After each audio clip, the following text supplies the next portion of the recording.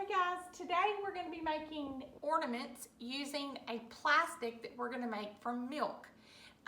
Milk contains molecules of a protein called casein.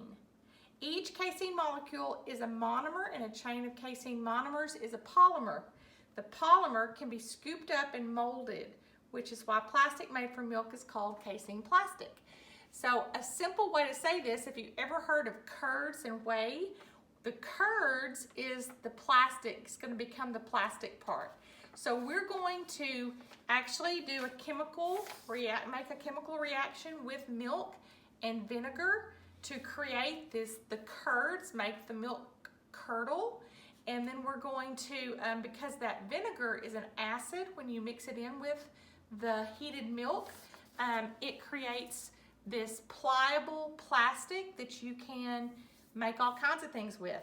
I read some history on this, and in the early 1900s, they made buttons, they made the backs of mirrors and the comb and brush sets. A lot of different things were made using this casein plastic.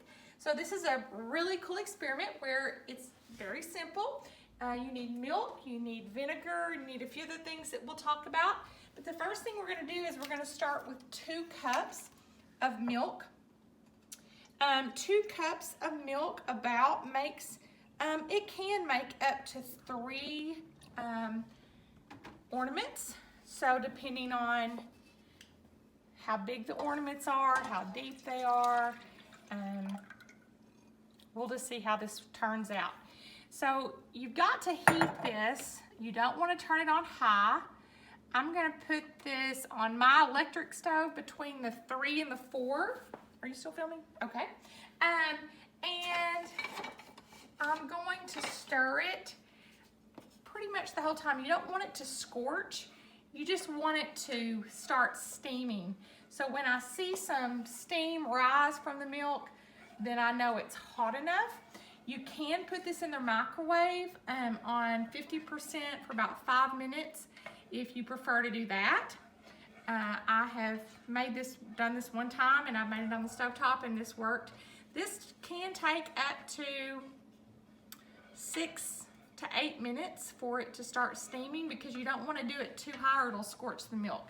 So you have to keep it on low and just be patient and stir it, and it will eventually start to steam. So just be really patient and keep stirring.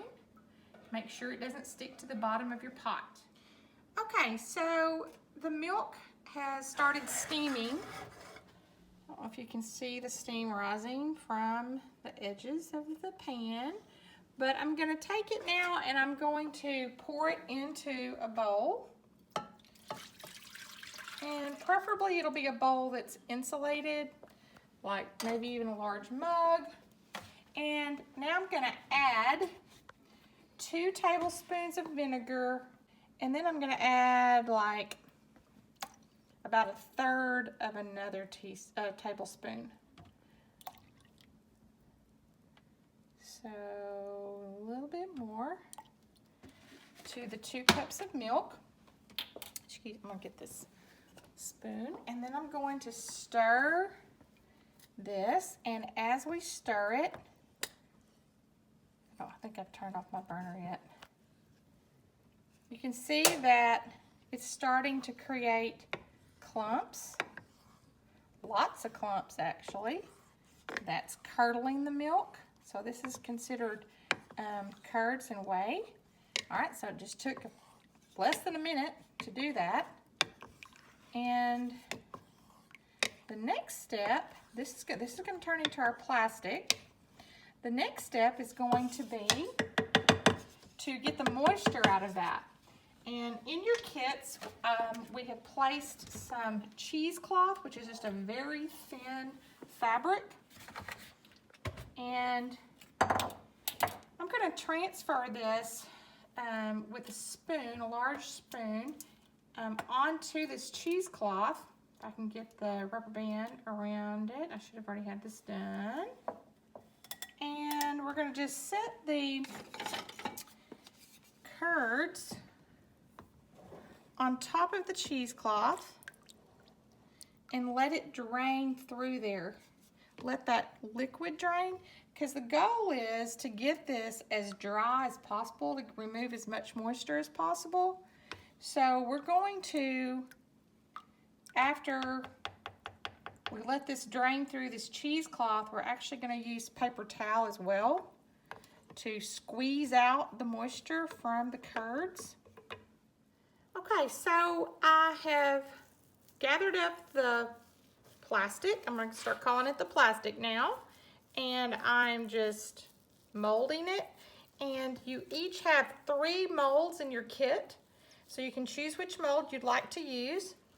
And then you're just going to simply press the plastic into the mold.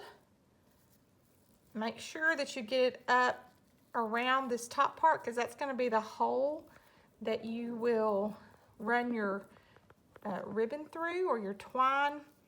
You have both ribbon and twine in your kit, so whichever one it is that you would like to use, you can. I'm going to take a little bit out of there. I think I have too much. So just press that, and these are very flexible molds, so you can see I have it all up in around that top part. You might want to work and press it into the sides really well, so it'll be even. Then work to smooth it. All right, so that's simple as it gets right there. And then after you do that, you're going to want to let this dry about 24 hours. Now you can just let it air dry, or you can place it in the oven on 200 degrees for a couple of hours to help it speed up or dry more quickly. So I would place the mold on I've got parchment paper on this cookie sheet, and then I would place that into the oven and let that dry for a couple of hours. I mean, I guess you could do it for a little longer than that, maybe 2.5, possibly 3, depending on how much moisture is in there. And then once you take it out of the oven, kind of test it and see how solid it feels. And if it feels solid enough, go ahead and pop it out of the mold and then let it continue to air dry. Hey guys, I hope that your milk plastic ornament has turned out as nice and firm and hard as mine has. The plastic is hardened nicely. Now it's time to paint it. You all have 4 colors of paint and 3 paint brushes in your kit. I'm just gonna, since this is a Christmas tree, I'm gonna go ahead and use the green. I have put mine in a little bowl here, and I'm just gonna start applying the paint where I want the paint. And, oops, dipped it in the gold. Go back to the green.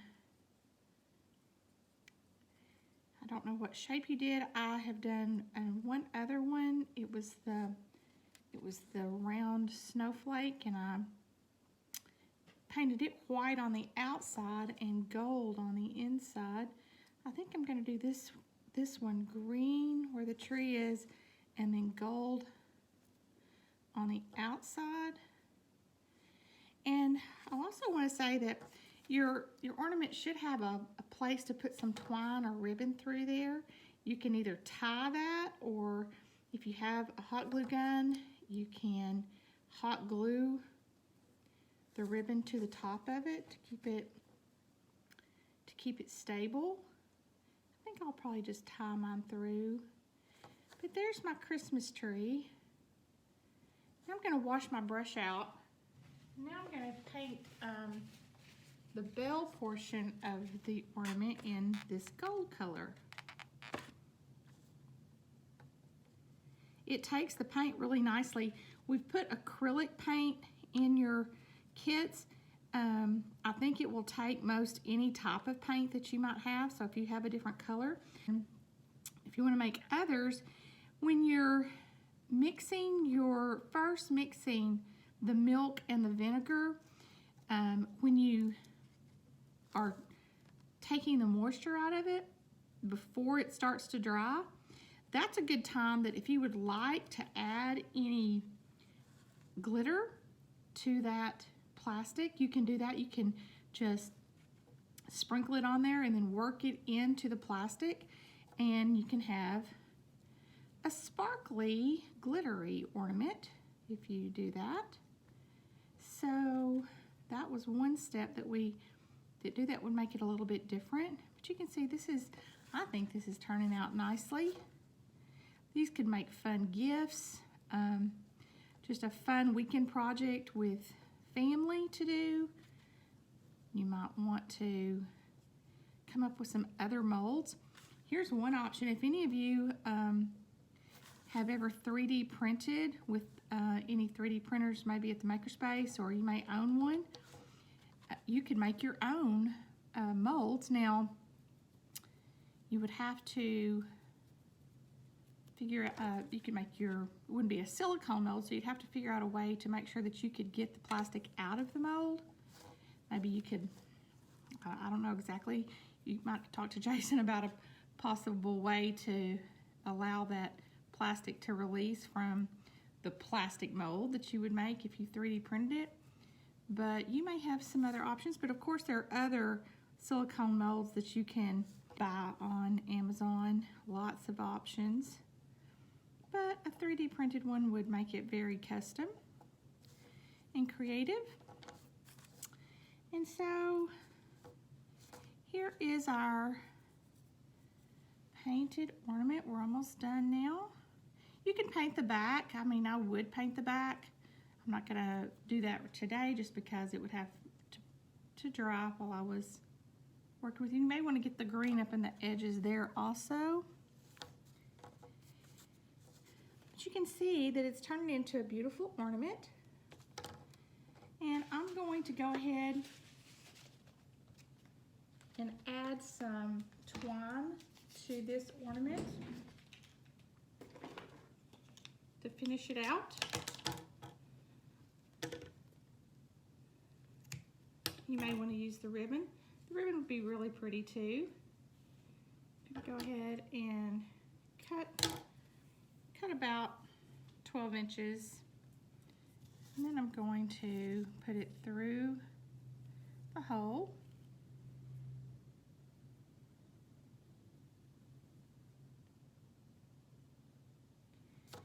I'm going to give it a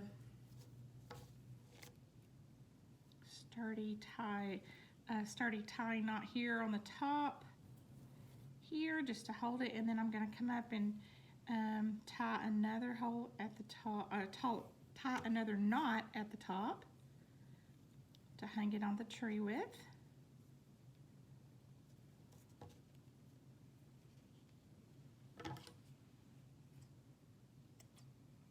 Cut those edges off, and here we have a really cool custom tree ornament. We would love to see the ones that you've made and painted. I hope you enjoy this and make a lot of these and have fun with this. Until next time, we'll see you later.